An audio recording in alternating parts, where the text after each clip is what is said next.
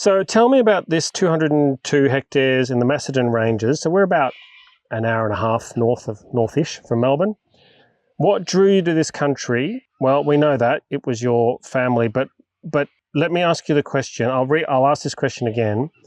There's a reason why I'm asking this. Tell me about this 202 hectares in the Macedon Ranges. What drew you to this country? What are its strengths and limitations?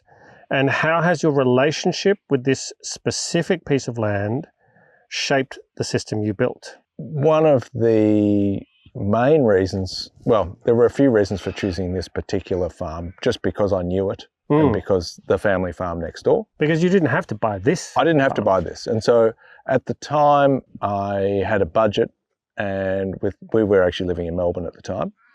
And with my wife, I said, oh, well, look, it'd be really nice to have a farm of our own. And why don't we go and have a look at a few different things? And so we went and had a look at Red Hill. Yes. And with our budget, we could buy a beautiful 10-acre block. Yes. So Red Hill, Mornington Peninsula, very expensive, luxury properties, hilly country. Yeah. Beautiful. Very scenic. Very scenic. And so then we went and had a look at the Yarra Valley. It's kind of Martha's Vineyard, isn't it? It's like, it is, I'm going to do a farm in Martha's Vineyard. That's right.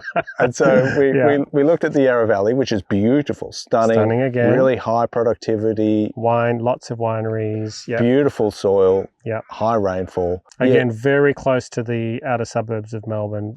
Convenient. Sometimes 10 minutes from the outer suburbs of Melbourne. So but probably coveted. Probably our budget would have got us about 50 acres, so about 20 hectares. Yeah.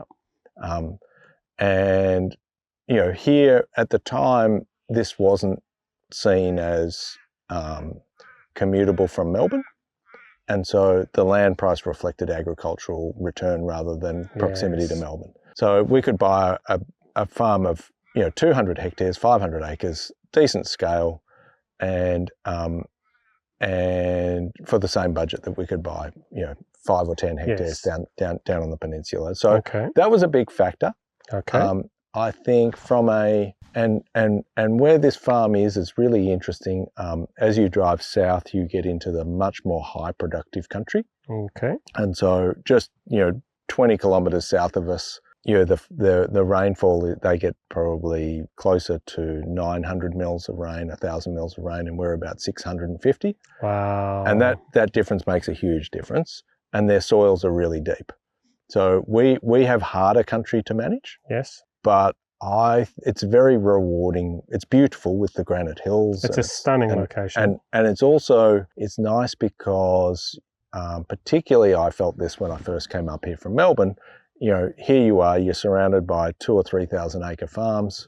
So you've got a long way between your neighbours. You don't hear any cars. This is something when I visit the Yarra Valley, Mornington Peninsula, which I love because it's got beautiful front and back beaches, restaurants, everything you could want. It's very hard to escape the sound of cars, other neighbours, planes flying overhead. Yeah. It's not really that peaceful. Yeah, and so here, this is about as isolated almost as you can get anywhere in Victoria, and yet we're only 100 kilometres from Melbourne. And yet you're 100 kilometres from Melbourne, and that is close enough to comfortably do in a day to go for a show or something. Especially if you catch the train.